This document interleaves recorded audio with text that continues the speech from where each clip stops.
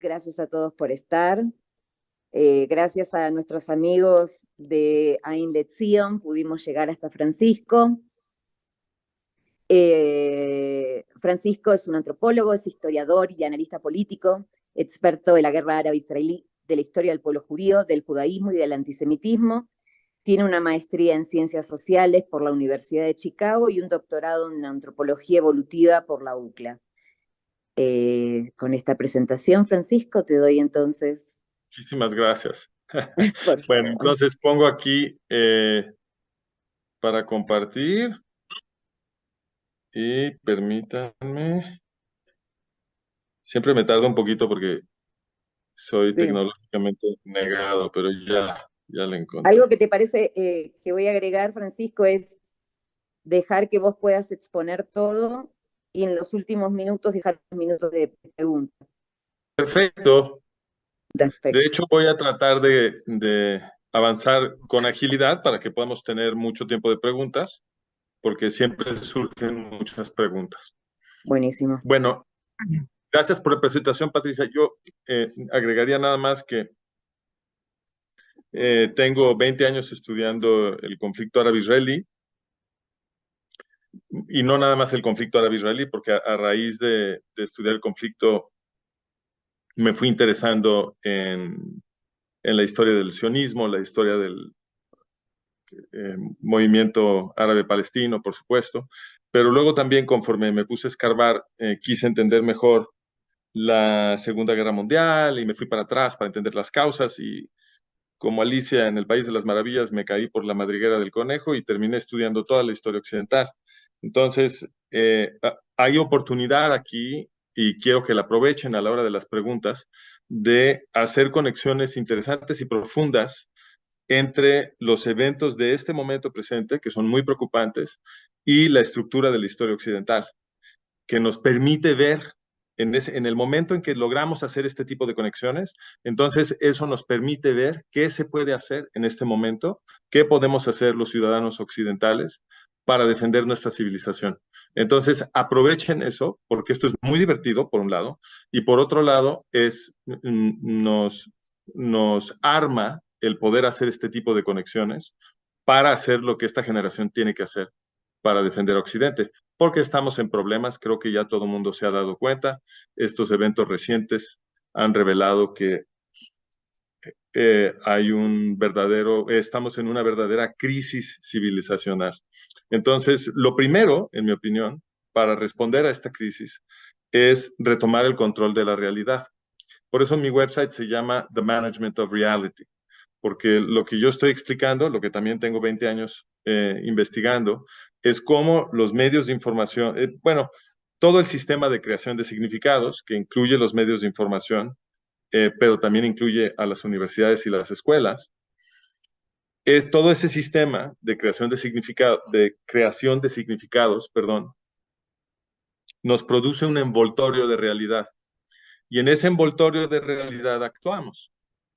Y lo que es muy peligroso es que cuando la realidad puede ser representada de una forma que conviene al poder, nosotros terminamos actuando inocentemente de formas que asisten a los que nos quieren esclavizar, porque no entendemos el mundo en el que estamos actuando. Y lo hacemos con las mejores intenciones muchas veces. Entonces, a lo que yo me dedico es a tratar de rescatar el control de la realidad. Y hay ciertos datos que son muy dramáticos para recomponer el modelo que tenemos de lo que está pasando. Y eso es lo que les voy a tratar de presentar hoy, porque cuando ustedes aprenden esta información que yo les voy a dar, y yo los invito a que la vayan a revisar, que no me crean nada, eso es importante. Vayan a revisar ustedes mismos, vayan por la documentación y vean con sus propios ojos que lo que yo les dije es cierto. Y una vez que lo hayan constatado, entonces podrán inmediatamente, y en esta plática, bajo el supuesto de que ya lo hicieron, imaginándose que ya lo fueron a hacer, ustedes van a ver que eso genera muchas preguntas que son muy productivas para continuar investigando y lo pueden hacer ustedes mismos.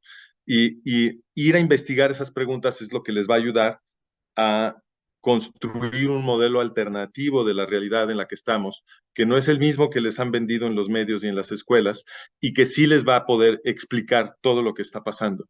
Y además les va a dejar muy claro qué es lo que tenemos que hacer. Bueno, entonces, y de esto podemos hablar un poco más a la hora de las preguntas y respuestas. Entonces, este es mi website, managementofreality.com, y ahí pueden tener acceso a todos los contenidos que estamos produciendo.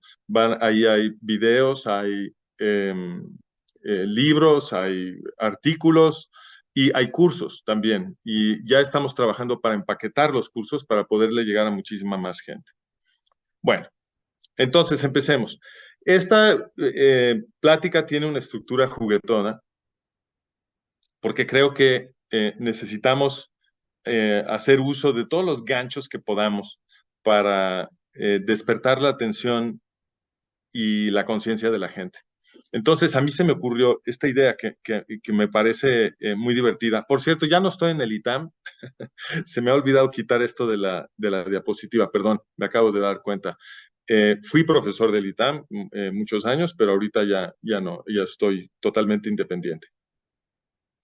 Entonces, la prueba que se me ocurrió es, qué bonito sería tener una prueba psicométrica para detectar antisemitismo.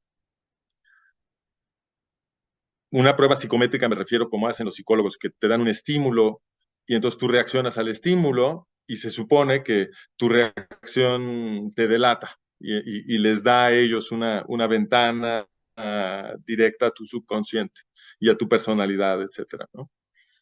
Por supuesto que no funciona así. Estas pruebas psicométricas no sirven de nada, que no les digan otra cosa. Pero el sueño es muy bonito para los psicólogos, esta idea de que pudieras tener un estímulo sencillo que te diera un torrente de información sobre la persona que estás estudiando, ¿no? Y sería bueno tenerlo porque los antisemitas son muy peligrosos. Así quieres saber dónde están y quiénes son, ¿no? Y no siempre se anuncian. Entonces, sería bueno tener una prueba.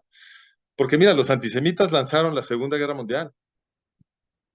Y a mí me impresiona siempre que esto es como una observación muy obvia, pero el mundo en el que vivimos es tan profundamente antisemita que la gente no puede hacer esta conexión. Pero los antisemitas son un peligro para todos, absolutamente para todos. En la Segunda Guerra Mundial murieron más de 64 millones de no judíos. Sí, exterminaron a los judíos en Europa, de acuerdo. El pueblo judío pagó el precio más alto de esa guerra, sin duda. Pero que no se nos olvide que más de 64 millones de no judíos también fueron asesinados en esa guerra y cientos de millones de no judíos fueron esclavizados.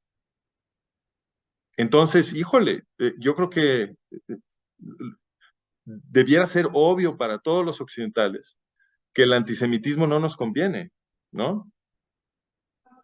No nos conviene.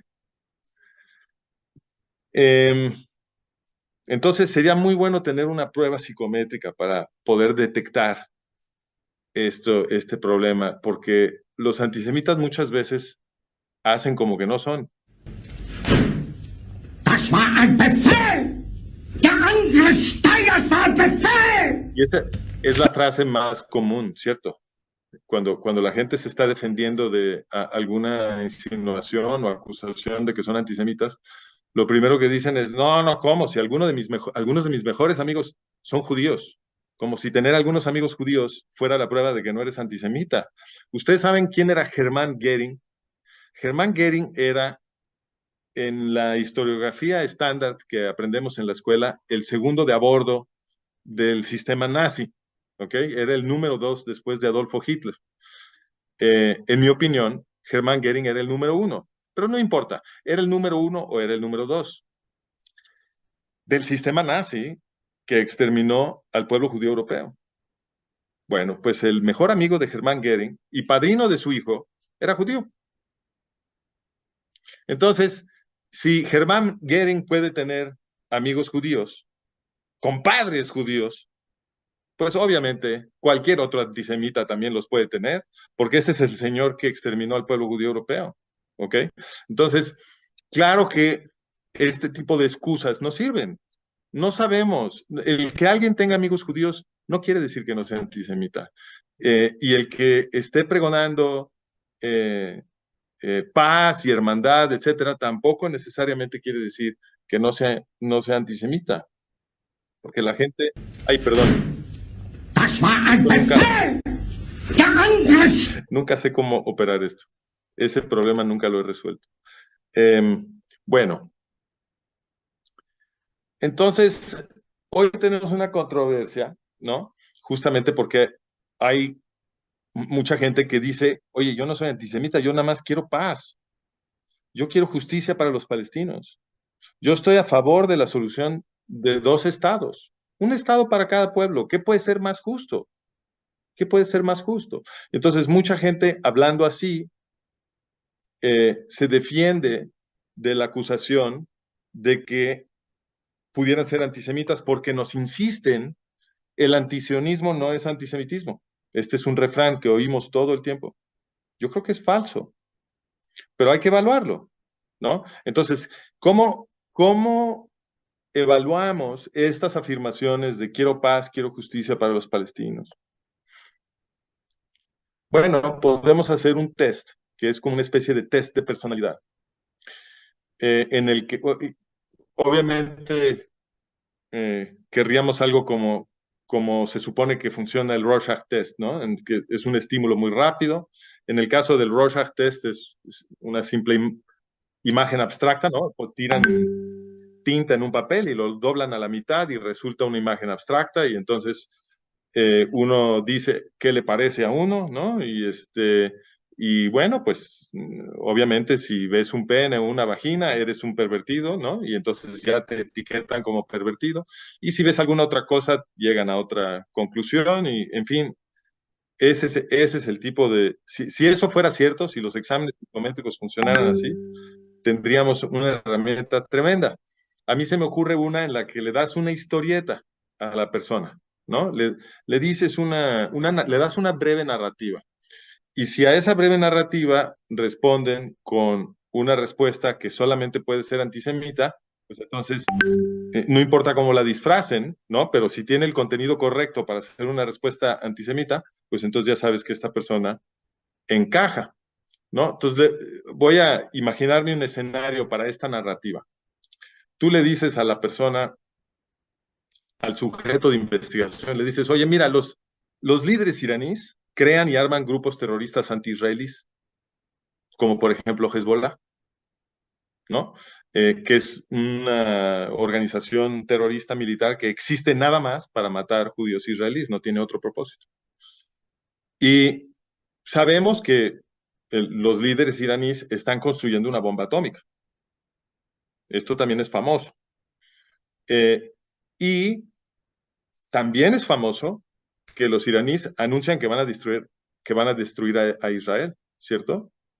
Este es Ayatollah Khomeini en 1979, es el fundador del Estado terrorista yihadista iraní. Él dijo en 79, Israel debe esfumarse de la página del tiempo. Muy claro, no hay ahí ninguna ambigüedad, ¿no? No se prestan malas interpretaciones, el hombre es franco. Y lo mismo Mahmoud Ahmadinejad, que en 2005 refrescó la amenaza, dijo Israel debe ser borrado del mapa. O Ali Khamenei, el líder supremo de Irán, ojo que ese es un título oficial, líder supremo, lo cual identifica a Irán como un estado fascista, ¿no? Y Khamenei dijo, para Israel la única cura es la aniquilación. Otra vez, perfectamente claro. Todo esto es un hecho histórico. Ahora le añadimos a esta narrativa un elemento imaginario.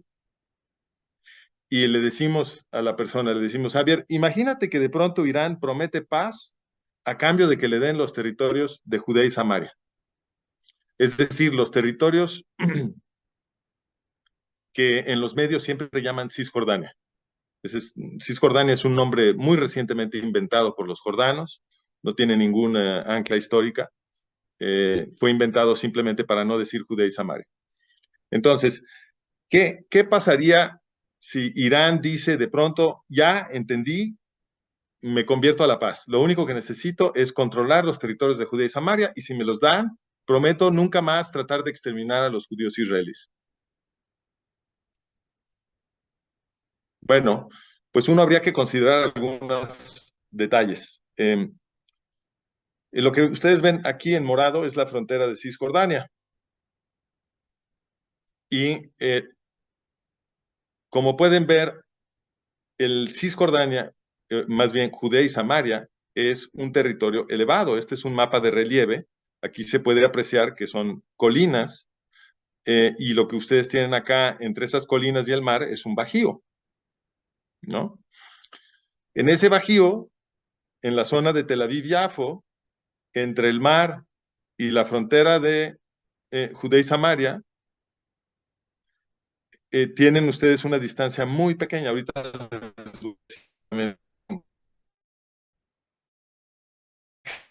está rodeado, casi completamente rodeado, por la frontera de Judea y Samaria. Ah, no tengo las distancias aquí, perdón, creía que sí, pero miren, son 18 kilómetros del mar a la frontera de Cisjordania en la zona de Tel Aviv-Yafo, que es la zona en la que vive la gran mayoría de todos los israelíes, ¿no? Entonces, si tú le das esto a Irán, pues deberías realmente de confiar que está diciendo la verdad cuando ya nunca te va a querer exterminar, porque pues le diste todo lo que necesita para exterminarte, ¿no? Entonces, yo creo que eh,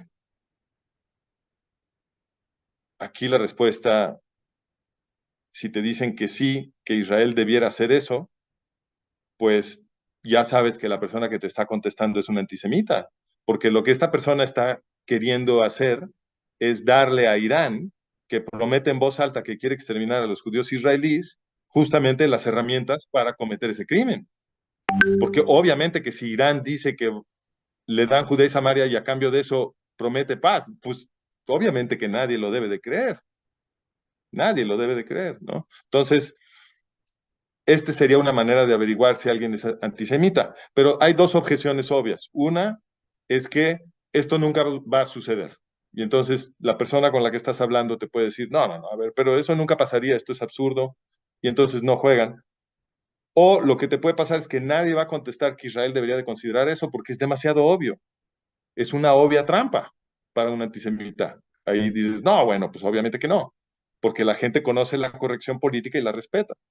Entonces no te sirve para, digamos, delatar a una antisemita que se está representando como otra cosa.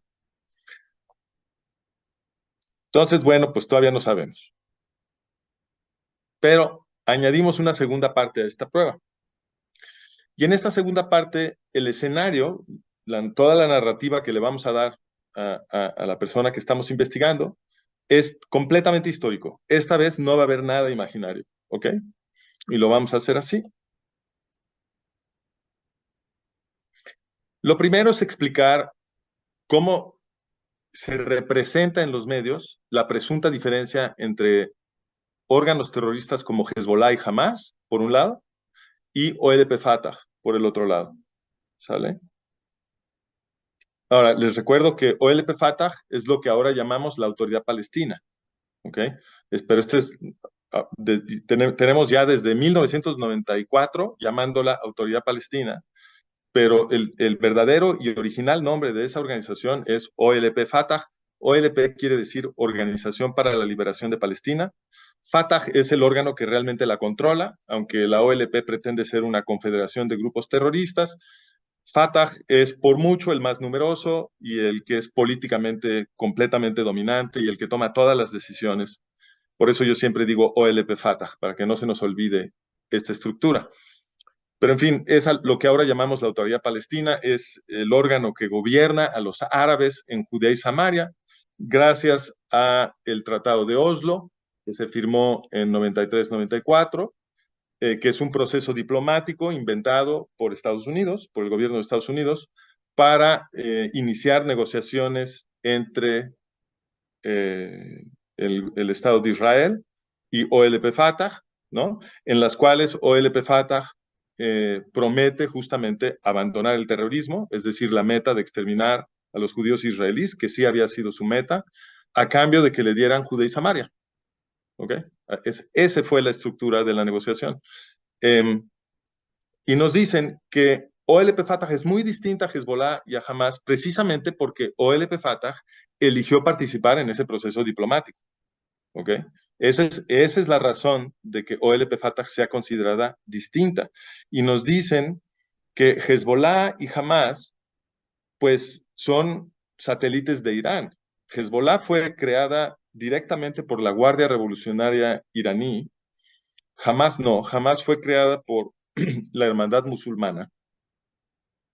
Pero desde hace tiempo ya se reconoce que Irán se ha convertido en un padrino de Hamas, un padrino muy importante que envía financiamiento, que da entrenamiento militar y que provee de armas a Hamas, ¿ok? Y se ha hablado de que inclusive los ataques del 7 de octubre hubo mucho involucramiento de Irán en su planeación y el entrenamiento y todo esto. Entonces, Hezbollah y Hamas son brazos de Irán, brazos armados de Irán en las fronteras de Israel. Pero OLP Fatah, nos dicen, es completamente distinta, porque OLP Fatah eligió participar en un proceso diplomático en el que abandonaba el terrorismo a cambio de firmar la paz y que le dieran estos territorios, Judea y Samaria y Gaza, para gobernar.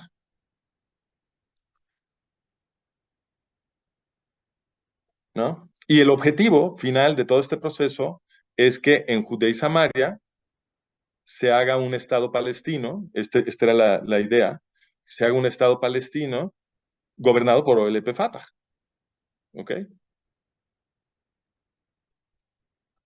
Pero les recuerdo, que ahí estaban las distancias, fíjense, 18 kilómetros a la altura de Tel Aviv, que es, pues, no es ni el diámetro de la Ciudad de México. ¿Ok? Eso es una distancia muy, muy corta. Bueno. Refrescando, porque yo sé que sobre todo los jóvenes ya no siempre saben estas cosas. Entonces, OLP Fatah es la organización de Yasser Arafat y Mahmoud Abbas, ¿ok? Arafat ya murió, y cuando murió se volvió el mero Mahmoud Abbas, ¿ok? Bueno, pues resulta que OLP Fatah es muy amiga de Irán, contrario a lo que nos han querido representar. Este es Yasser Arafat. Y miren a quién le está agarrando la mano. Ese es Ayatollah Khomeini, fundador del Estado teocrático, terrorista, yihadista iraní. Y acá atrás está el hijo de Khomeini, también agarradito de Arafat, todos felices, se ven muy contentos. Exactamente cuánto amor habría entre Arafat y Khomeini. Esa es una pregunta que cada quien tiene que contestar para sí mismo. Yo simplemente les voy a presentar la evidencia y ustedes pueden llegar a sus propias conclusiones.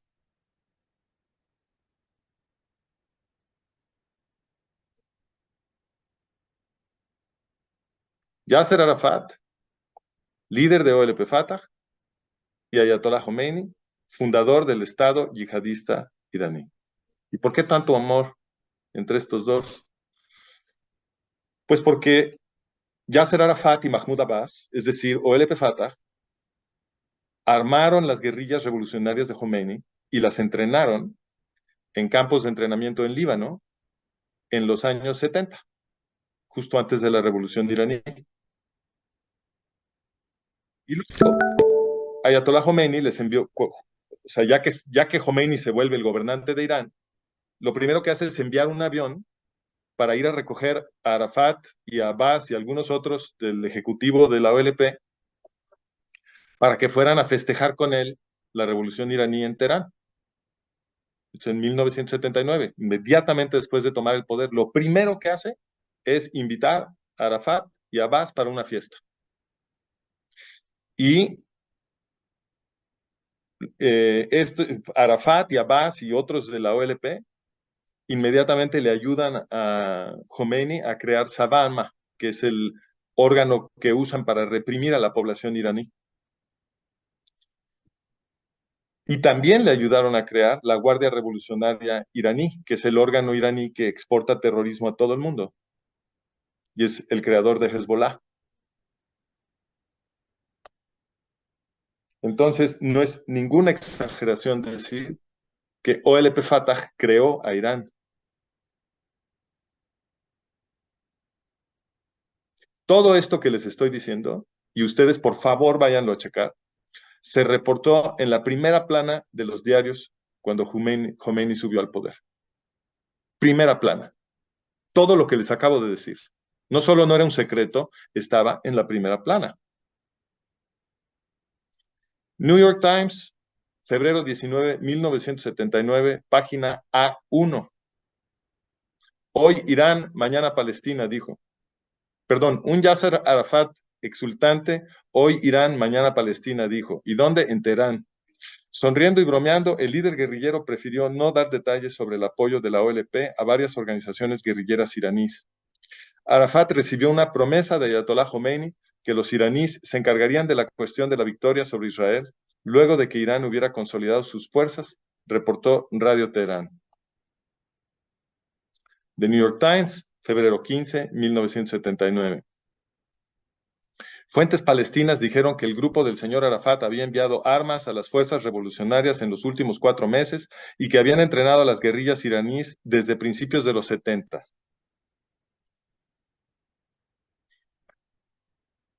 Lo que les voy a mostrar ahora es un fragmento de un documental hecho por musulmanes. Bueno, perdón. Es un documental hecho por musulmanes de no sé dónde.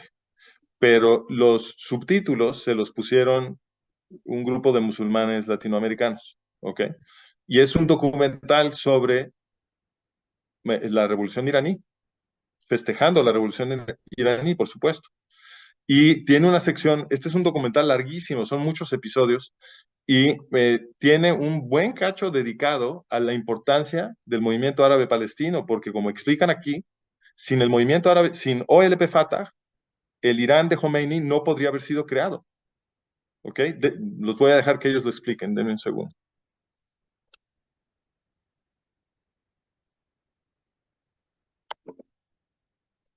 انطلقنا واسعا لنجمع الكثير من الشعوب والأمم، كثير من المناضلين والكوادر في إطار عالمية إسلامية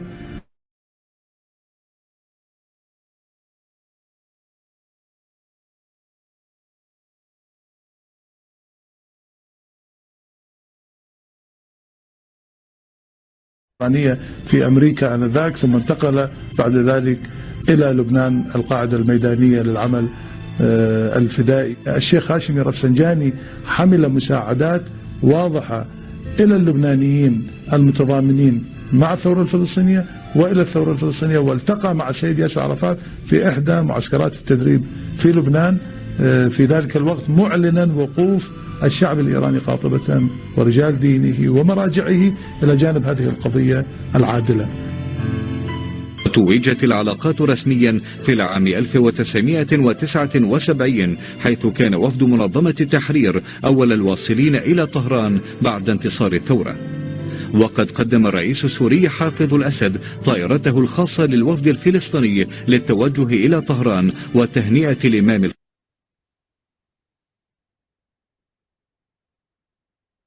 انطلقنا واسعا لنجمع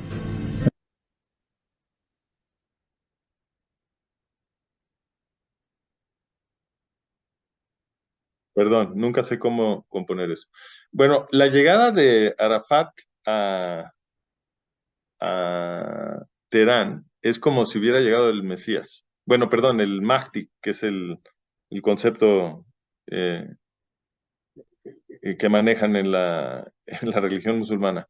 El Mahdi, porque qué bárbaro. Todo mundo entendía que él acababa de poner a Khomeini en el poder. Y entonces se volvieron locos, ¿no? Como que llegó Messi, o sea, olvídense. وصول الرئيس ياسر عرفات كان بمثابة نوع من التلاحم المقدس الذي لم أرى في حياتي مثله.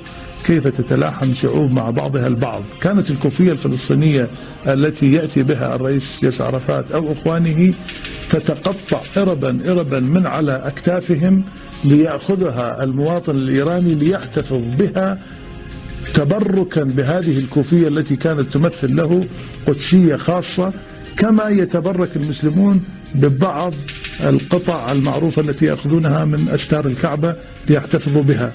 هذا التلاحم المقدس بين الشعب الإيراني وبين الشعب الفلسطيني ظل لفترة طويلة عرسا دائما، بحيث أن الإمام الخميني رضوان الله عليه قال منذ اللحظة الأولى إن فلسطين هي جزء من أمننا القومي. اليوم إيران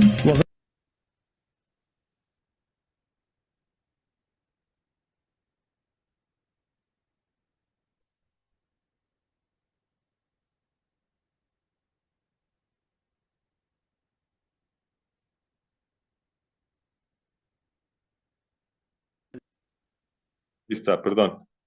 Fíjense, este es el Global Mail, también de 1979. El líder palestino Yasser Arafat dijo ayer que las guerrillas iraníes pelearían junto a los palestinos contra Israel. El señor Arafat dijo que las metas palestinas e iraníes eran idénticas. ¿Cuáles son esas metas? Pues ya las vieron.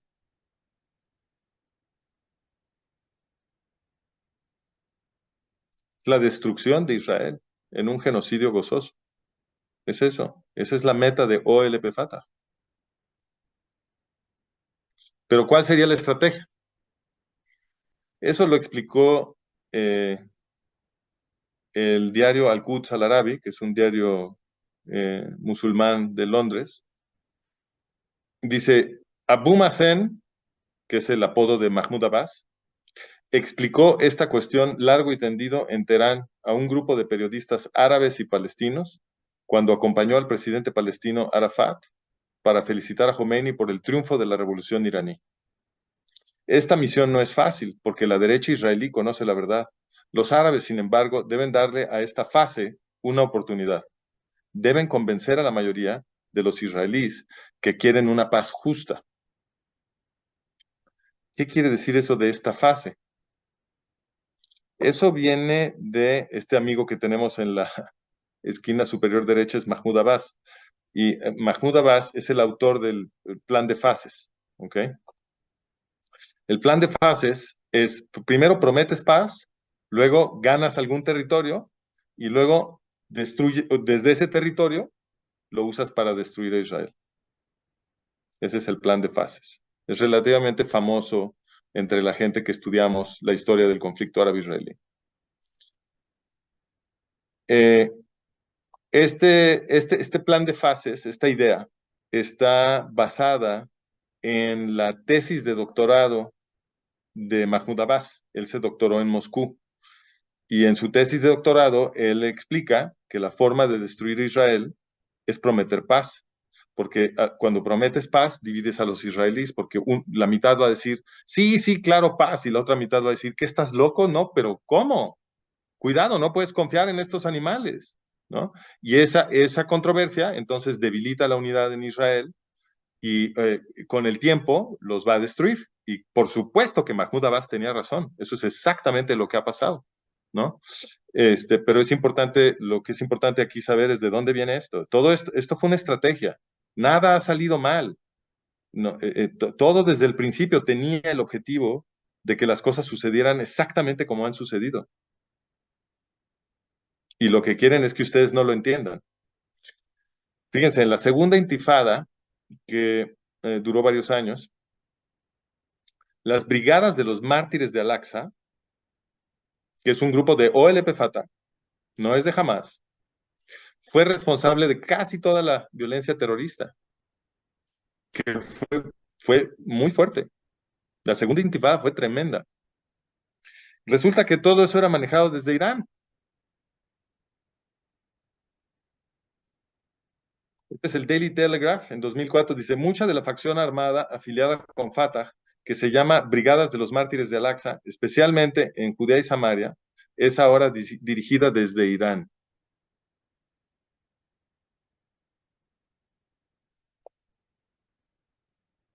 Este señor es Zacarías Zubeidi, líder de las brigadas. Y tras la muerte de Arafat, como explicó el Associated Press en 2004, Zacarías Zubeidi, líder de las brigadas de los mártires de Al-Aqsa, un grupo violento ligado a Fatah, dijo que apoyaría a Mahmoud Abbas. Ahora, ¿por qué es importante esto? Porque la única manera de entender el mundo y de entenderlo cada vez mejor es añadir contexto. Cuando tú no tienes contexto, te pueden decir cualquier cosa.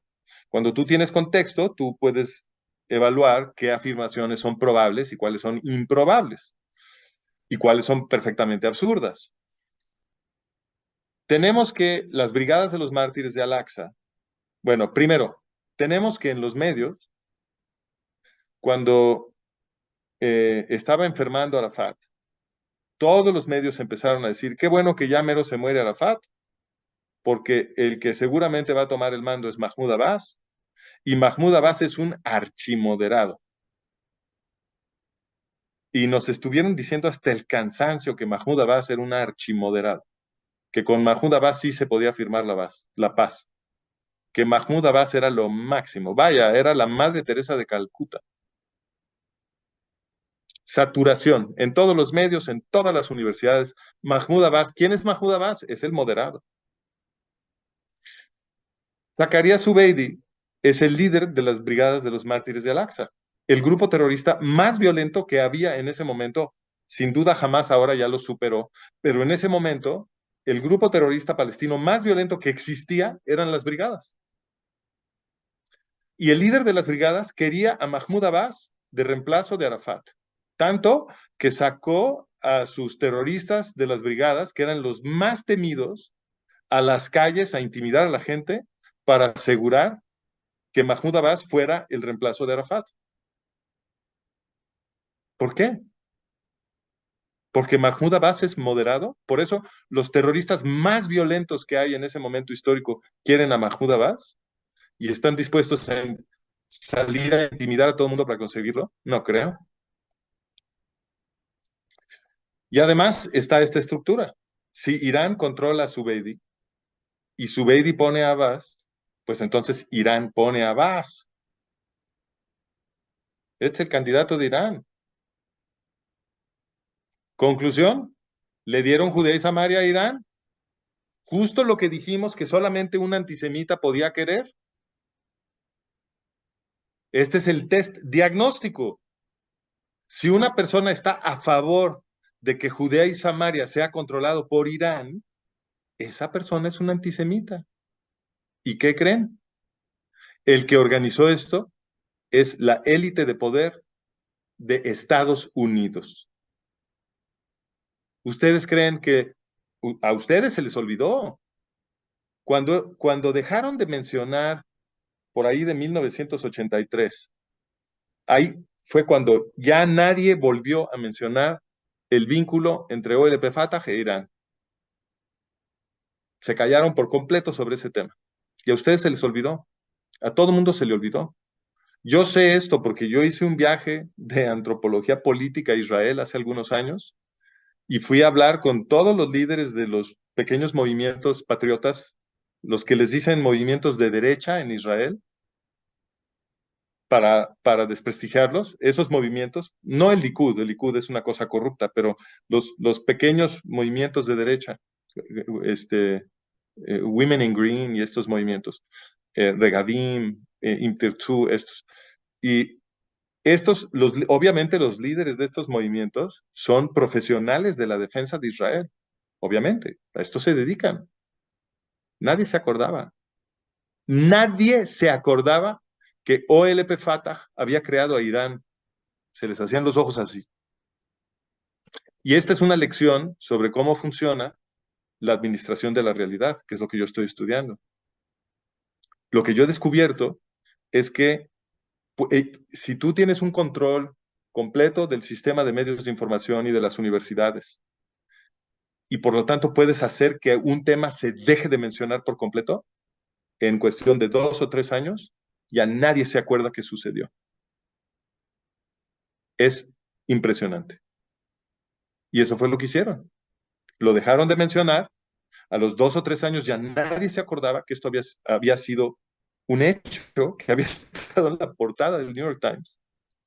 Y aceptaron que era razonable que OLP Fatah, es decir, Irán, dijera que no, siempre no. Si me dan Judea y Samaria, ya no los voy a tratar de exterminar. Pero claro, ya nadie se acordaba que esto era Irán. Ya nadie se acordaba. Y por eso tuvo éxito. Por eso tuvo éxito el proceso de Oslo. ¿Ok? Pero lo que ustedes tienen que entender ahora es que esto fue lo que hicieron. Y lo hizo el gobierno de Estados Unidos. Se está preparando la destrucción del pueblo judío otra vez. Pero no van a tener éxito si ustedes se ponen a gritar. ¿A qué me refiero con eso? Esta información tiene que ser compartida con todo el mundo. Todos los occidentales tienen que entender lo que el gobierno de Estados Unidos está tratando de hacer. Y cuando lo entiendan, van a entender la estructura política de nuestro mundo. Y todas las burocracias que controlan estas élites de poder van a dejar de funcionar, porque la gente que está ahí no es gente malvada, es gente que no sabe para quién trabaja. Y esas burocracias van a dejar de funcionar. Y podemos cambiar a Occidente, pero no podemos cambiar a Occidente mientras la gente no entienda esto. Y mientras no entienda que la defensa del pueblo judío es lo mismo que la defensa de Occidente. Porque lo que viene es justamente lo que ha estado prometiendo Irán. Pero claro, es posible que te digan, no, no, bueno, pero es que el Estado palestino tiene que tener su Estado. ¿Cómo no le vamos a dar un Estado? Porque la gente ya no puede razonar. O sea, yo sé que para ustedes probablemente porque están aquí, por la forma como llegamos aquí, esto ya fue suficiente. Pero hay gente que está, cuya habilidad de razonar ha sido completamente destruida por estos profes universitarios, que son completamente corruptos, izquierdosos, corruptos. Entonces, ya el woke ha destruido la habilidad de la gente de razonar sobre cuestiones morales y políticas. Entonces es posible que te contesten, no, no, pero tiene que haber un Estado para el pobrecito pueblo palestino, ¿no? Como loquitos, como si no hubieran escuchado lo que les acabas de decir. Y entonces para ellos les puedes decir la tercera parte de esta prueba. Les dices, mira, el padre del programa nuclear iraní, que todos sabemos que es para tirar una bomba nuclear sobre Israel, se llama Hashemi Rafsanjani.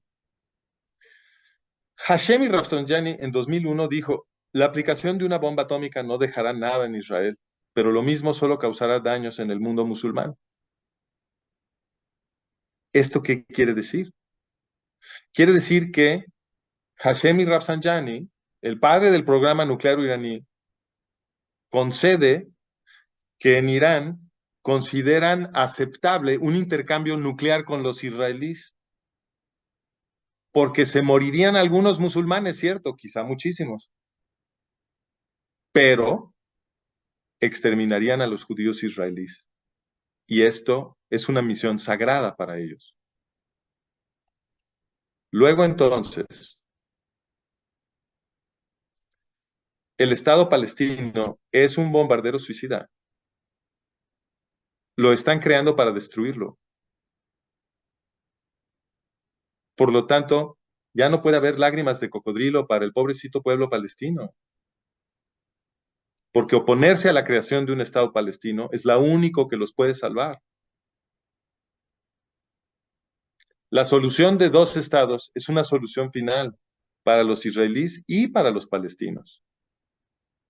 Entonces, nada de que vas a marchar a favor de los palestinos en contra de Israel. Eres un antisemita. Después de haber escuchado todo esto, si vuelves a marchar a favor de Palestina, eres un antisemita, porque el único que puede salvar a los árabes palestinos es Israel. Entonces, les vuelves a preguntar, te contestan que sí, ahora sí ya sabes. Ahora sí ya sabes. No hay la menor duda. Esta persona es un antisemita. Si me quieren seguir, aquí en esa liga pueden unirse a cualquiera de mis redes. También la van a encontrar en mi website, si van a mi website. Ese es mi website. Hasta arriba van a ver un menú para los distintos contenidos que estamos publicando. Estamos produciendo muchísimo contenido. Si quieren ver la documentación específica sobre lo que platiqué hoy, que es la relación histórica entre OLP Fatah e Irán, esa la encuentran con todos sus pies de página y sus fuentes en mi anterior website, que se llama Historical and Investigative Research, que está descontinuado, pero no desaparece, está ahí como archivo, ¿ok? Todo lo que yo publiqué ahí sigue. Entonces, ahí pueden consultar esta información. Y si están interesados en un tema que no discutí hoy, que también es escalofriante y que es una confirmación, es una demostración del modelo que yo estoy defendiendo, que por sí sola es totalmente suficiente, igual que la que les di hoy, es un libro que yo escribí sobre el origen de OLP Fatah. Porque resulta que OLP Fatah fue creada por la solución final de los nazis alemanes. Este señor, Haj Amin al-Husseini, es el creador de OLP Fatah. Y antes que eso, es el fundador del movimiento árabe palestino. Lo funda por ahí de 1919, 20. Este Husseini, muy brevemente, para que entiendan de qué se trata, organizó varias oleadas terroristas contra los judíos que vivían en el mandato británico de Palestina, en contra de los deseos de los árabes de a pie, porque los árabes de a pie no querían matar judíos. A ellos les estaba conviniendo muchísimo la llegada de los judíos sionistas porque estaban produciendo un boom económico en el mandato británico de Palestina. Y entonces, al comprar tierras, estos trabajadores árabes que habían sido esclavos de los aristócratas árabes, de los terratenientes, los efendi, estos esclavos quedaban en libertad y ahora podían emplearse en las industrias que estaban creando los sionistas en el mandato británico y en los kibutzim. Y los que los empleaban eran casi puros socialistas, porque casi todos los judíos que estaban llegando en esa etapa eran enviados ahí por el movimiento sionista laborista, que eran marxistas. Entonces, los judíos que empleaban a estos trabajadores árabes tenían una ideología explícita de aliarse con los trabajadores árabes y los trataban súper bien.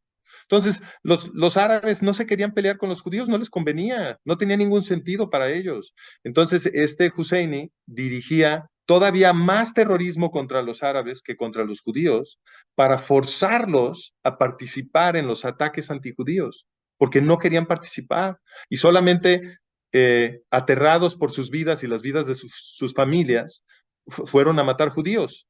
Fíjense, ¿cómo se llamó? La revuelta árabe, que es la cuarta oleada terrorista que organizó Husseini. Esta fue de 1936 a 1939. Husseini asesinó a 400 judíos y a 2,000 árabes. Esas son las estadísticas. Lo cual demuestra que esta gente no se quería pelear con los judíos. No había ningún conflicto árabe-israelí. No hay tal. Lo inventó Husseini. Primero matando muchos palestinos y luego tomando el control de toda su política, cosa que hizo primero él a través de una cosa que se llamaba el Alto Comité Árabe y luego a través de OLP Fatah, que es una creación del Alto Comité Árabe.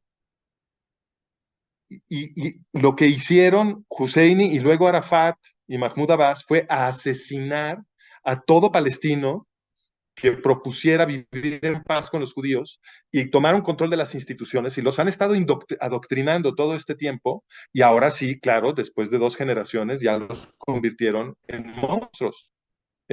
La proporción de gente de la población árabe palestina que está a favor de ataques terroristas contra los judíos es escalofriantemente alta, ¿no?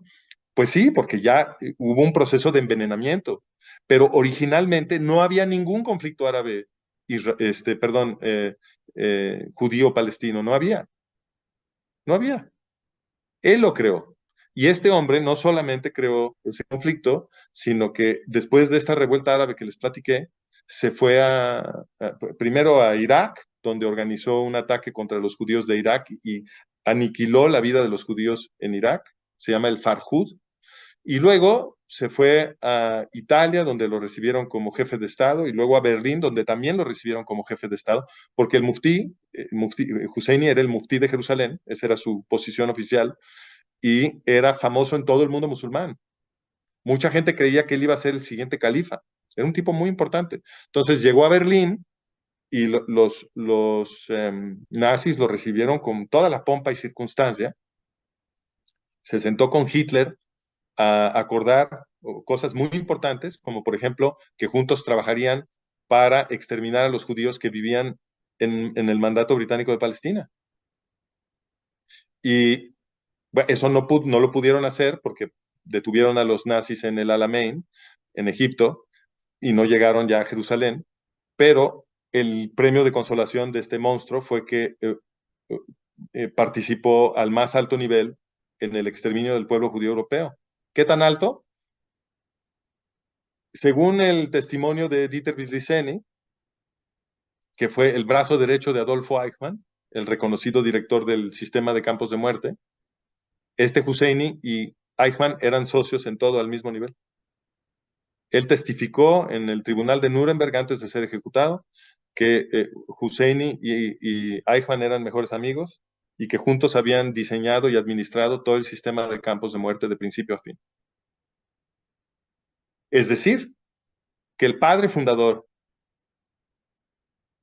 del movimiento árabe palestino es el exterminador del pueblo judío europeo.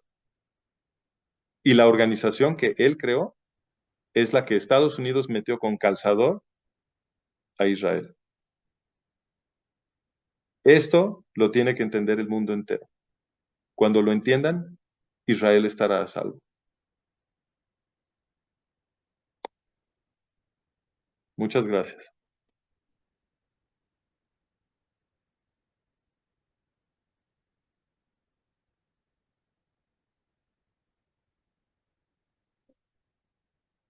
Bueno, entonces creo que Patricia administra las preguntas, ¿o quién?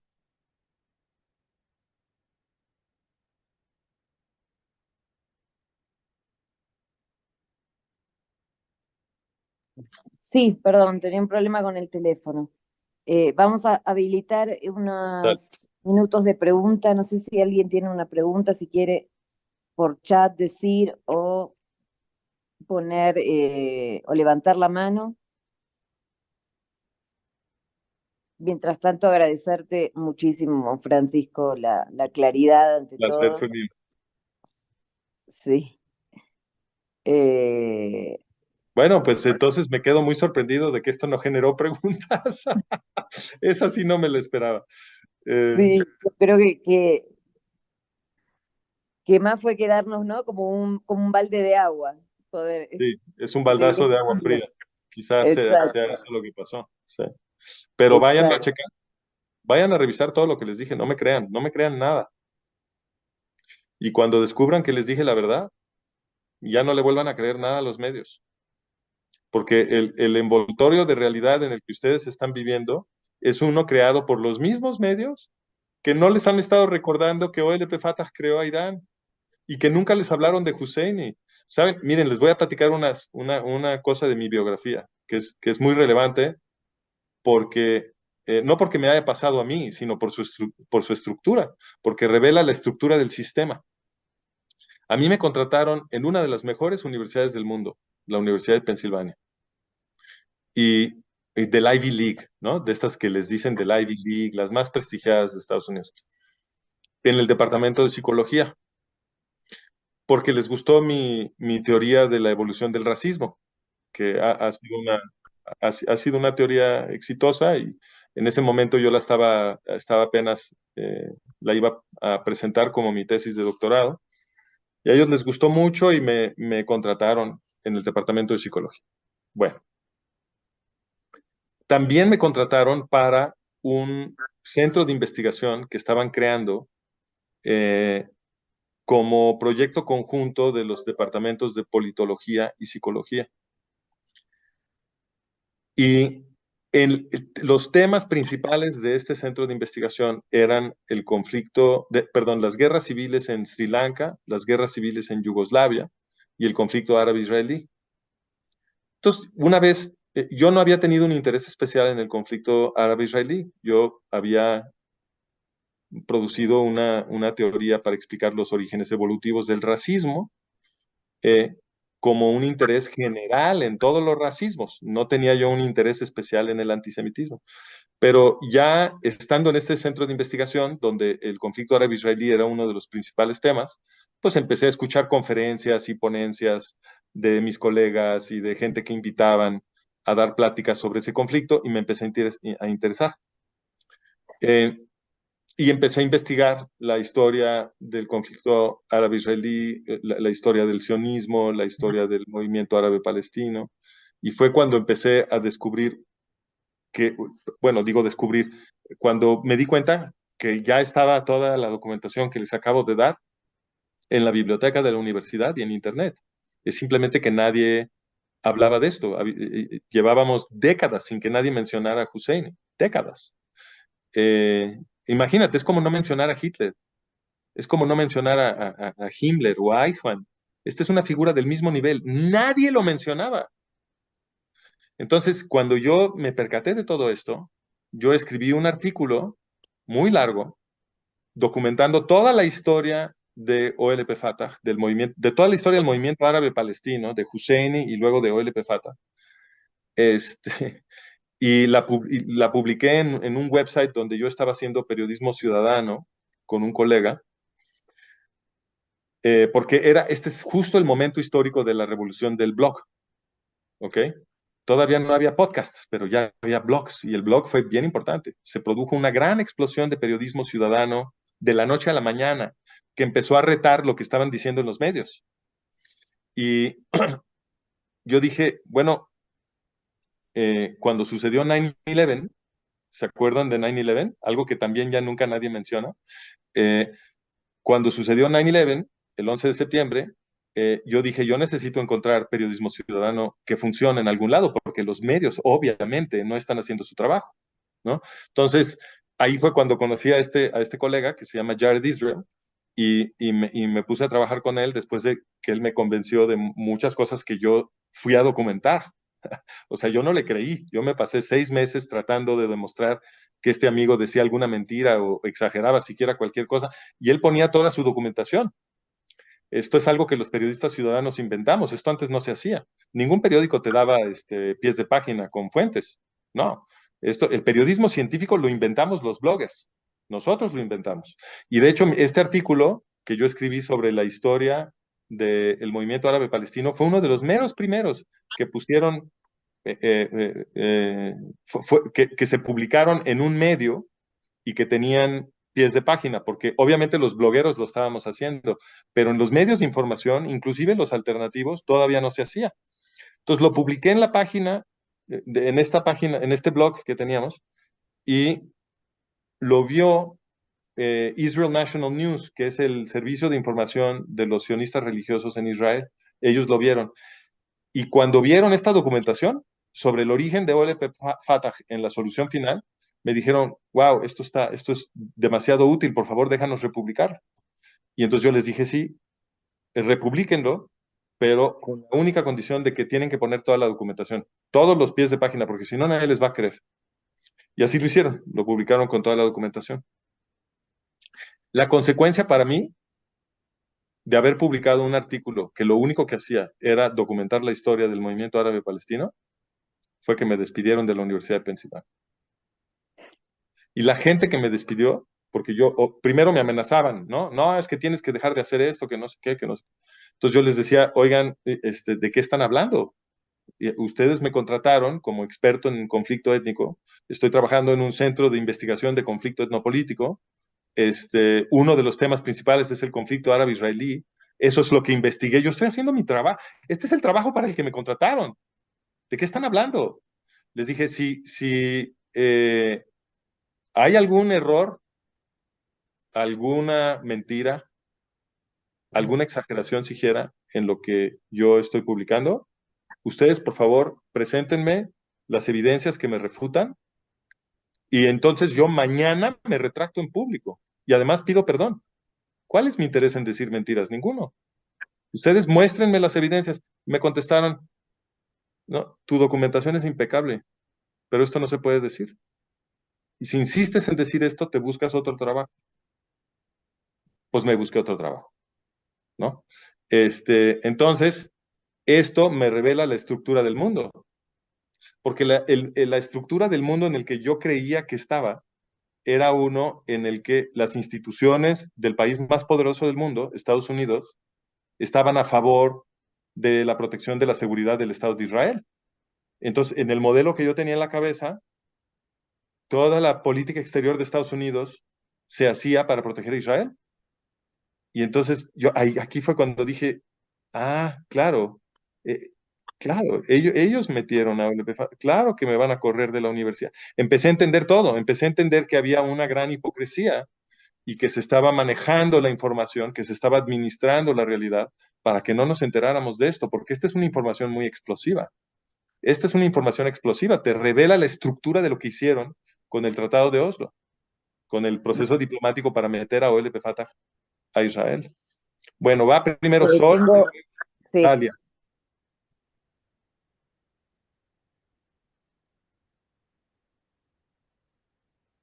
Buenas noches a todos. Francisco, muchísimas gracias por estar aquí con nosotros y hablarnos de tantos temas que de una manera que es fácil, ¿no? Seguirte. Sí me Qué siento bueno, un poco esa era intimidada la al idea. preguntarte algo. Yo trabajo en el Colegio Einstein, aparte de coordinar la biblioteca, también manejo un centro de documentación sobre el estudio de la Shoah y trabajo con Patricia. Yo trabajo con adolescentes. Entonces, en el colegio le enseñamos desde los más o menos 4 años a los niños, le empezamos a presentar el tema sobre la Shoah. Ya cuando son adolescentes, la expectativa es que sepan bastante sobre la historia de la Shoah. Sin embargo, parte de mi misión es, no sé si destruir es la palabra correcta, pero un poco romper el mito que la historia de la Shoah y el antisemitismo es propio de los judíos. O sea, yo entiendo que es algo, como tú dijiste al principio, nos afecta a todos, pero a veces nos sentimos que vamos contra la corriente porque así no se ve en el resto del mundo. Entonces, no sé si tienes algún consejo, algunas palabras de aliento para cómo manejar. O sea, y también nos enfrentamos a que nuestros adolescentes están metidos en las redes sociales. TikTok es su favorito. Entonces es un poco pelear esto como tú dices. O sea, entiendo que somos responsables de crear este contexto para que ellos entiendan, pero estamos batallando contra una desinformación y y un Siéntalos a movimiento ver este Zoom. ¿Perdón? Siéntalos a ver este Zoom. Y Bueno, observa lo que pasa. puedes venir a ayudarnos. Pero yo feliz de la vida. Además, sabes que yo nunca he ido a Ecuador, me muero de ganas. Bueno, ahí está. Me muero de ganas. Entonces, yo con cierta regularidad voy para Colombia. Cuando esté allá, te aviso, me echo el otro brinco. De una, obvio. Ya, Pati. ¿Qué hay? Entonces, Pero bueno, palabras de aliento. Qué bueno que me pides eso, porque sí es muy importante. Y de hecho, hay una gran oportunidad en las redes sociales y en la revolución del podcast, porque estamos viviendo una transformación en las comunicaciones tan importante en sus efectos y en sus oportunidades, como fue, o más importante quizá, que la invención de la imprenta con tipo móvil de Gutenberg. Cuando inventaron la imprenta tipo móvil, todo cambió, porque los disidentes occidentales que estaban luchando contra la opresión pudieron empezar a generar muchísimas copias de su propaganda a un precio muy bajo, y eso les permitió competir con el poder de convocatoria de la Iglesia Católica y de los reyes aliados con la Iglesia Católica. Y gracias a eso pudo haber una revolución protestante y luego las demás revoluciones que finalmente establecieron el mundo moderno democrático en el que todavía por 5 minutos más vamos a estar. Entonces, tenemos que tomarnos en serio que estamos viviendo una revolución de ese tamaño, una revolución que nuevamente nos permite hacer revoluciones, porque ahora es posible para un solo ser humano, por un costo que es esencialmente cero, comunicarse con el planeta entero. Ya lo demostró Joe Rogan. Comparan a Joe Rogan con los que no sepan quién es Joe Rogan, por favor, averigüen, porque si han estado viviendo abajo de una piedra si no saben quién es Joe Rogan. Joe Rogan es el podcaster más importante del mundo. Es el que tiene el público más grande del mundo. Y comparan a Joe Rogan con compañías grandes de medios. De ese tamaño es su público. Cuando se echó un tiro con CNN a la mitad de la pandemia, porque por supuesto CNN estaba diciendo puras mentiras sobre las vacunas y sobre el COVID, como todos los grandes medios, a la mitad de eso, Joe Rogan se echó un tiro con CNN, porque CNN trató de decir que él se había medicado con medicina para caballos, porque estaban diciendo que la ivermectina era medicina para caballos, para que la gente no la tomara como alternativa a las disque vacunas. Entonces, él dijo, a ver, ¿cómo que medicina para caballos? Y bueno, pero le puso una tunda a CNN y él ganó esa pelea, porque su público es gigantesco. Entonces, estamos en otro mundo, porque Joe Rogan es una persona honesta, de eso estoy convencido. No estoy de acuerdo con todo lo que dice, no estoy de acuerdo con lo que dice nadie, pero Joe Rogan es una persona honesta. Y muchos otros podcasters que también tienen ya un público gigante, son personas honestas. Y son análogos a los periodistas de principios del siglo XX, finales del siglo XIX, que les decían muckrakers, que estaban exponiendo todo el cochambre de corrupción en el gobierno de Estados Unidos y se estaban peleando con los grandes medios, que eran los grandes periódicos. Ellos, los muckrakers, publicaban en revistas semanales que eran de capitalistas más como clase media, ¿no? Mientras que los grandes medios estaban controlados por los grandes industriales, como los Rockefeller y estas gentes. Hubo una lucha verdaderamente importante. Los muckrakers hicieron una contribución tremenda. Fueron gente honesta, como los podcasters de hoy. Entonces, estamos en un momento de tremenda oportunidad, porque a través de estas nuevas tecnologías, los ciudadanos nos podemos comunicar unos con otros y podemos convertir el periodismo ciudadano en una verdadera fuerza política. Ya lo es. Ahora simplemente tenemos que aprovecharlo para producir la transformación de conciencia que necesitan los occidentales para defenderse del envoltorio de realidad que les han creado y que los va a aplastar, ¿no? Y si lo hacemos con suficiente energía, lo vamos a lograr. Lo vamos a lograr. Todavía no han encontrado la fórmula para censurar bien este nuevo sistema de información. Entonces, si nos apresuramos a utilizarlo para iluminarnos, para hablar con nuestros hermanos occidentales y convencerlos, enseñarles las evidencias, aprender, enseñarles a razonar, tenemos que ayudarlos a hacer pensamiento crítico. Todo esto se puede hacer. Ya sucedió una vez. Se llama la Ilustración Europea. Y la Ilustración Europea transformó al mundo. Entonces, ¿podemos ganar? Sí, porque nuestros abuelos ganaron ya una vez. Lo podemos volver a hacer. Tenemos las tecnologías. Entonces, yo sé que lo que les presenté es muy tétrico y es tremendo, porque de pronto te das cuenta que el mundo en el que estás viviendo es el mundo de Tolkien. Estamos viviendo en el mundo de Tolkien. Jamás son orcos. Son orcos. Entonces, estamos combatiendo a Mordor. Y tenemos que ser buenos hobbits. Tenemos que echarle ganas, buenos hobbits, buenos elfos, porque en el mundo hay el mal y el bien. Y estos terroristas musulmanes que quieren exterminar judíos porque son judíos, son el mal. No hay medias tintas aquí, son el mal.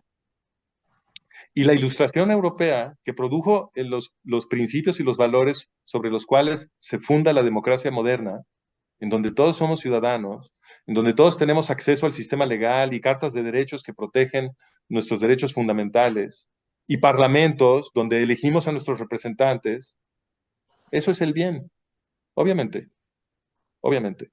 Y tenemos que pelear por ese bien, que yo llamo el semitismo. ¿Por qué? Porque es todo lo contrario del antisemitismo, ¿cierto? El antisemitismo no es nada más el odio a los judíos. El antisemitismo es el totalitarismo, el autoritarismo, la opresión económica, la Ironía. opresión política, ¿no? Todo eso es el antisemitismo. ¿Qué es el semitismo? El semitismo es la lucha contra la opresión. ¿Qué creen? Que los semitas, inclusive mucho antes que los judíos, hicieron una revolución en Sumeria, la primera civilización. La lideró un fulano que se llamaba Sargón. Vayan a leer sobre Sargón en Wikipedia, lo más rápido. Sargón de Akkad. Él hizo una revolución en las ciudades sumerias, la primera civilización. Y esa revolución fue gigante. Fue de todas las ciudades sumerias al mismo tiempo. Y luego conquistó un territorio mucho más grande, conquistó todo Mesopotamia. Y ahí estableció un imperio, que es el imperio acadio, fundado sobre la ideología de que el rey es responsable con su pueblo. Y de ahí en adelante se estableció una tradición que duró 2000 años, en la que los reyes de Mesopotamia trataban de prestigiarse con sus pueblos por la ética de sus reformas legales. Y eso es lo que presumían en sus inscripciones. Presumían cómo habían bendecido a sus pueblos haciendo reformas legales para proteger a los pobres, a las viudas, a los huérfanos, para proteger a la gente del crimen, etcétera, etcétera. Le extendieron inclusive derechos a los esclavos. Y no había tantos esclavos ahí. Convirtieron a los esclavos prácticamente en ciudadanos. Y el centro de todo esto se volvió Babilonia. Y la cultura judía emerge de este contexto. El semitismo, como lo estoy llamando aquí, ¿qué creen? Los acadios eran un pueblo semita. Y esta tradición política de la responsabilidad de los reyes hacia sus pueblos y de buscar la ética y la paz y la hermandad universales y la tolerancia, todo eso era el anhelo civilizacional de los babilonios. Y esa camita cultural es la que produjo el pueblo judío. Ahí es donde aparecen los judíos. Y pues los judíos también son semitas. Todo esto fue custodiado por pueblos semitas. Primero los acadios, luego los amoritas, luego los caldeos, y luego los judíos. Los judíos se vuelven un pueblo importantísimo durante el imperio persa, que fue el imperio fundado por Ciro el Grande. Ese sí se merece el título de el Grande. Ciro fue un rey en el molde semítico. ¿Se acuerdan de Hammurabi? En la escuela les hablaron de Hammurabi y el código de Hammurabi. Bueno, eso es lo único que ustedes se acuerdan de Mesopotamia. Pero es emblemático porque el código de Hammurabi es una cosa preciosa. Es un código legal para proteger a la gente vulnerable de la sociedad. Y así lo presume Hammurabi. En el prólogo de su código, Hammurabi dice que su trabajo es asegurar que reine el imperio de la ética. ¡Wow! Eso se parecían mucho a nosotros. Se parecían mucho a los pueblos modernos occidentales, que también están buscando estabilizar cada vez mejor la ética y tener sociedades cada vez más tolerantes y pacíficas. Ustedes saben que el dato más famoso de la ciencia política es que las democracias no se hacen la guerra. No hay casos de dos democracias peleándose una guerra. Ni uno todavía. ¡Wow! ¡Wow! Quiere decir que ya descubrimos la receta para vivir en paz. Simplemente todas las naciones del mundo tienen que vivir en democracia y se acabó la guerra. Ese futuro es posible. Es un futuro que la cultura occidental volvió posible. Nosotros lo volvimos posible.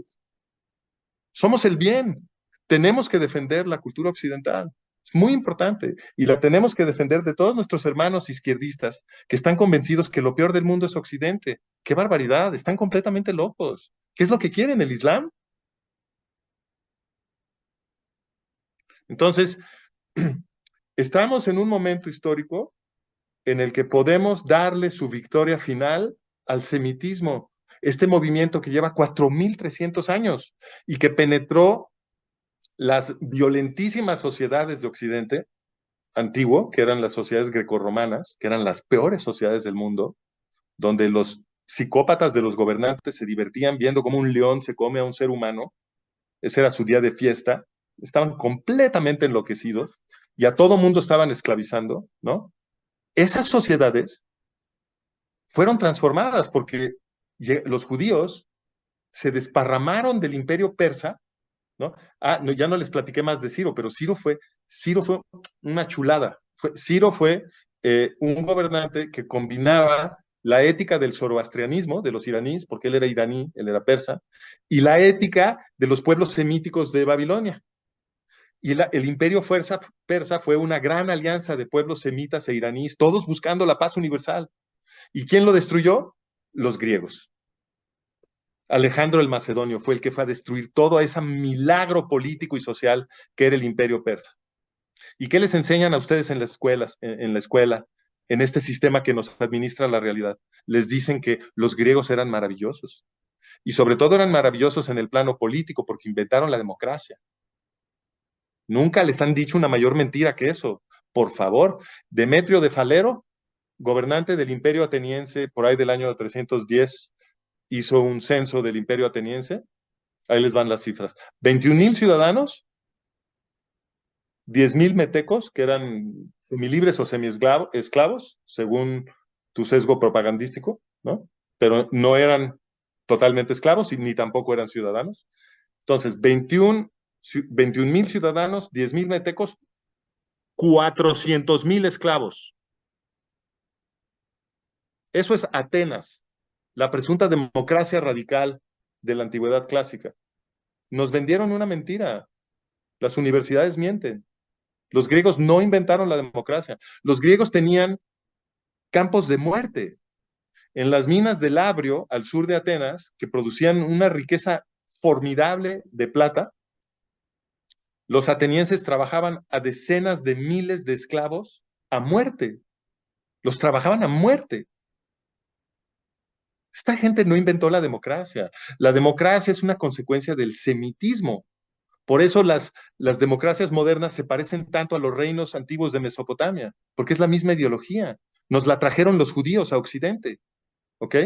La democracia moderna viene del principio de que todos somos iguales ante los ojos de Dios, porque nos ama a todos igualito. Y eso nos vuelve a todos iguales. Dice Levítico 19:18, que es el mandamiento del cual, según los rabinos de la antigüedad, en particular el rabino Hillel, que es el rabino más influyente de todos los tiempos, Levítico 19:18 es el mandamiento que produce toda la civilización judía. ¿Y qué dice? Amarás a tu prójimo como a ti mismo. Eso es lo que produjo la democracia moderna. La democracia moderna es amarás a tu prójimo como a ti mismo. Todos somos ciudadanos, todos tenemos los mismos derechos, todos votamos, todos tenemos representación política, todos podemos demandarnos unos a otros en las cortes, nadie es esclavo. Amarás a tu prójimo como a ti mismo es la democracia. Eso viene de los judíos, viene del principio que todos somos iguales ante los ojos de Dios y por lo tanto todos iguales ante la ley. Los griegos no creían eso. Los griegos creían que todos los bárbaros eran naturalmente sus esclavos. Y Aristóteles escribió un texto entero. Aristóteles, el genio, escribió un texto entero para defender el argumento de que los esclavos eran animales y que por eso los griegos tenían derecho a esclavizarlos. Entonces, estamos en esta pelea desde hace 4.300 años. 4.300 años, desde Sargón al momento presente. El semitismo ha estado luchando contra el antisemitismo durante 4.300 años. ¿Y qué creen? Podemos ganar. Llegó el Armagedón. Esta es la batalla final. Y este es un momento de Tolkien. Este es el momento en el que Tolkien agarra el anillo. ¿Se acuerdan? ¿Se acuerdan de esta escena que es increíble? Cuando llega Gandalf al principio de la peli, llega Gandalf a Hobbiton y entonces busca a Bilbo y resulta que Bilbo, pues ahí trae el anillo, ¿no? Y dice, hey, el anillo, ¿qué onda? Y entonces, chin, ¿qué hacemos con este anillo? No lo quiere tocar Gandalf, obviamente, eso es muy obvio, la escena es muy clara. Y luego llega Frodo, y le dice, no, ¿y qué onda con este anillo? Y entonces le dice, no, pues, tenemos que hacer algo en el anillo. Y le empieza a explicar, ¿no? Y entonces, cuando entiende Frodo lo que es este anillo, él lo está agarrando y se lo da a Gandalf, ¿no? Se lo ofrece a Gandalf y le dice, Gandalf, entonces tú, haz algo con este anillo, tú llévatelo. Y Gandalf lo regaña durísimo y le dice, no, tú no me puedes ofrecer a mí este anillo porque yo usaría este anillo para hacer el bien, eso es lo que yo me diría, pero este anillo es demasiado poderoso y el poder corrompe y yo me convertiría en un monstruo, dice Gandalf. Y entonces se queda callado un momento Frodo y ve que el anillo no tiene un efecto sobre él, o por lo menos no como tú lo tendrías sobre Gandalf. Y entonces le cae el 20, ¿no? Le cae la ficha, cierra los ojos, empuña el anillo, cierra su puño sobre el anillo y voltea a ver a Gandalf y le dice, ¿qué debo hacer? Ni modo, le tocó. En ese momento se da cuenta que le tocó ser el que lleva el anillo, porque Gandalf no puede. Y acepta su destino. Y este es nuestro destino, nos tocó. A esta generación le tocó ganar la batalla final para la democracia occidental. Y si ustedes en esta generación no empuñan ese anillo, no se toman en serio que a ustedes, a nosotros nos tocó, esto se pierde. Porque el Islam puede ganar, ya lo demostró. Y los gobernantes occidentales le están ayudando al Islam. Y lo que tenemos que hacer ahorita es informar a todos los occidentales qué es lo que está pasando. Porque ellos no se pueden, la élite de poder no se puede salir con la suya si nosotros entendemos lo que están haciendo. Por eso nos administran la realidad. Por eso. Porque de otra manera no lo pueden hacer. Entonces, la forma de defendernos es informar. Y ese es el mensaje más positivo que yo le puedo dar a ¿quién me preguntó? Me preguntó Sol, a Sol en Ecuador, porque no se trata de que agarren un fusil, se trata de que se pongan a compartir información y de que se gasten su dinero,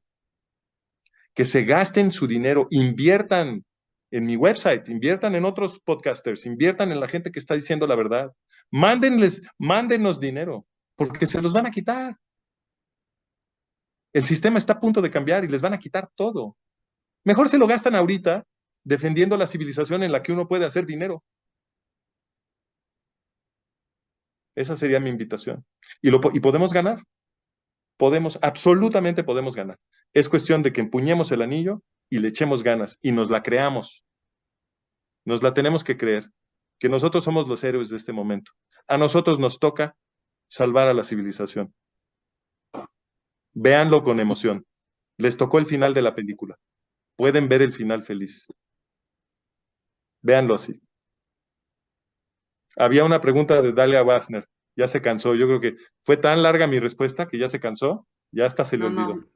No, para nada, me encantó y lo felicito muchísimo por esta ponencia tan importante. Vine invitada por Sol Paz, así que yo también vengo de invitada aquí a este webinar. Te cuento que yo también soy mexicana, no sé si lo escuchas, vivo en Estados Unidos. Ya se te oye un acento como un hilito mezclado. gringo, ¿eh? Ya se te oye un hilito gringo. ¿Cuánto tiempo llevas allá? Crecí entre San Diego y la Ciudad de México y llevo Con razón. desde la Ya. universidad, y te confieso que yo estudié el undergraduate de la carrera en la Universidad de Pensilvania, pero ya Ya. No, me nadie es perfecto, nadie es sí, perfecto. así es, y ya llovió, fue más de 20 años, pero mira, se me hace muy importante este labor que tú estás haciendo, Francisco, y no sé si también sabes, has escuchado a la periodista catalana Pilar. em, Pilar Rahola. Hola.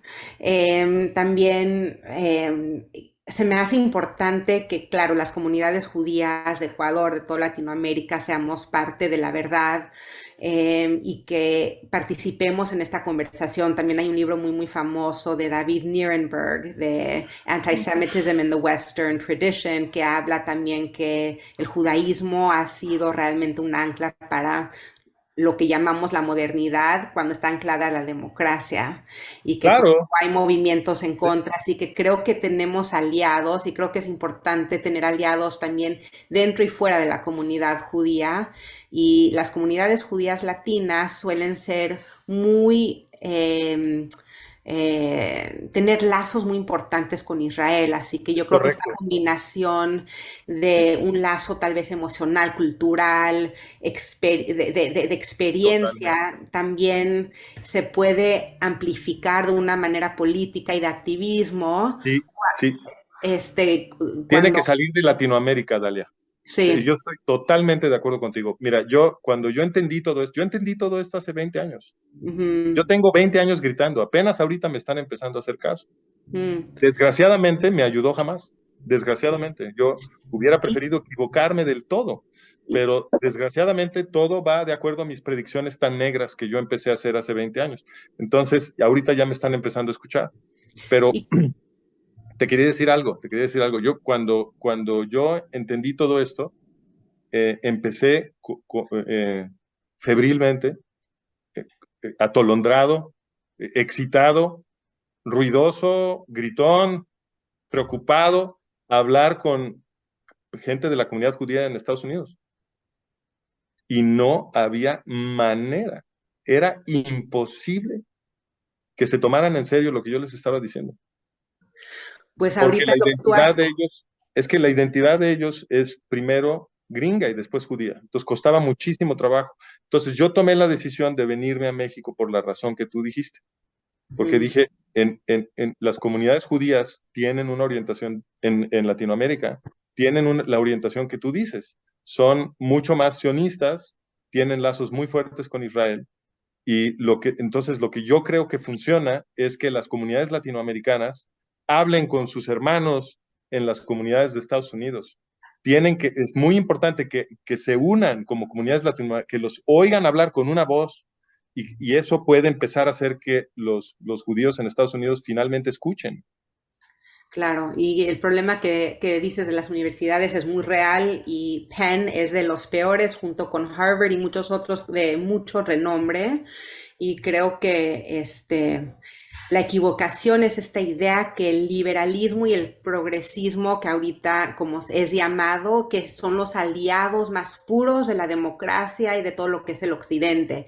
Creo que eso viene sin entendimiento de, claro, o sea, yo puedo, y creo que Pero cuidado, porque es que ustedes en Estados Unidos usan la palabra liberalismo de una forma muy distinta a la nuestra. sí, En Latinoamérica, cuando decimos liberalismo, lo estamos usando en el sentido europeo. ujú, y Entonces, aquí para no, nosotros, no. Para nosotros, liberal quiere decir una persona que está a favor de las libertades. sí, Pero para ustedes, liberal quiere decir del Partido Demócrata, es lo único que quiere decir.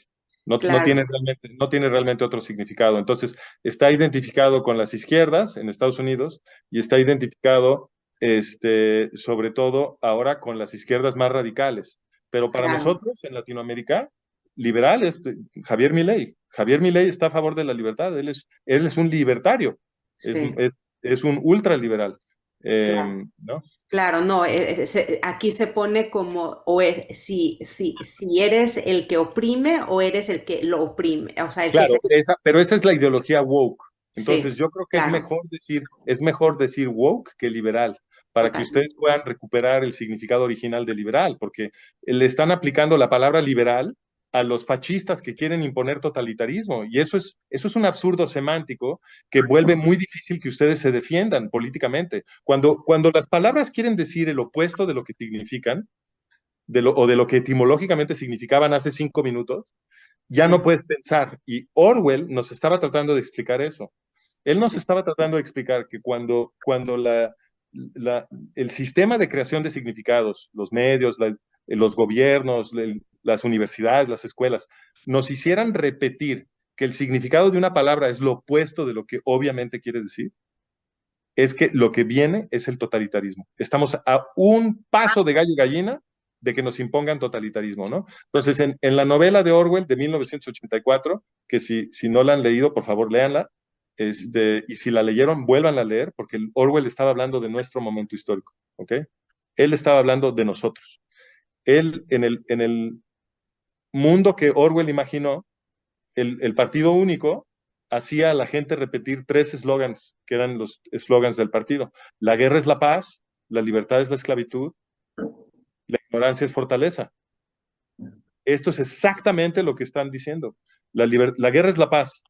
La guerra es la paz. El Tratado de Oslo lo llaman el proceso de paz.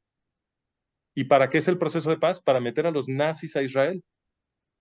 Entonces, obviamente, la guerra es la paz. La libertad es la esclavitud.